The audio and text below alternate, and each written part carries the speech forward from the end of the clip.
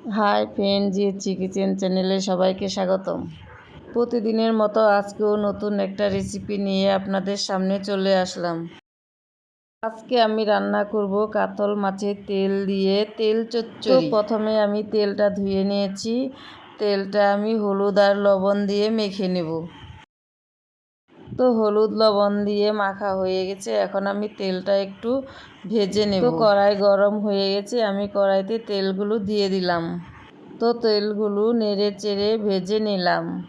তো তেল ভাজা হয়ে গেছে, কড়াইতে তেল রয়েছে, ওই তেলের মধ্যে আমি কালো জিরা ফোড়ন দিয়ে দিলাম। এরপর কেটে রাখা পেঁয়াজগুলো দিয়ে দিলাম। তো পেঁয়াজ দিয়ে নেড়ে চেড়ে আমি থেতো করে রাখা রসুনগুলো দিয়ে দিলাম।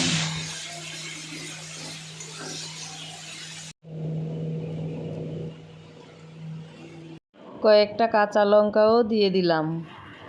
তো সব কিছু দিয়ে পেঁয়াজটাকে ভেজে লাল লাল করে নিতে হবে। এইভাবে নেড়ে চেড়ে যখন পেঁয়াজটা একটু লাল লাল হয়ে যাবে, এর মধ্যে আমি কেটে রাখা আলু আর বেগুন দিয়ে দেব। তো পেঁয়াজগুলো লাল লাল হয়ে গেছে, এখন আমি এর মধ্যে কেটে রাখা আলু আর বেগুন দিয়ে দিলাম।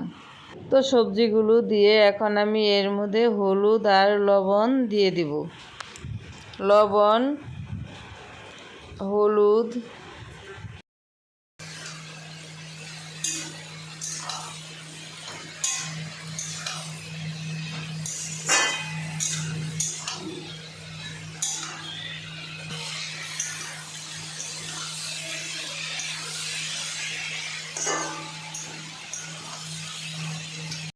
তো সবজিগুলো সেদ্ধ হয়ে গেছে, এখন আমি এর মধ্যে ভেজে রাখা মাছের তেলটা দিয়ে দিলাম।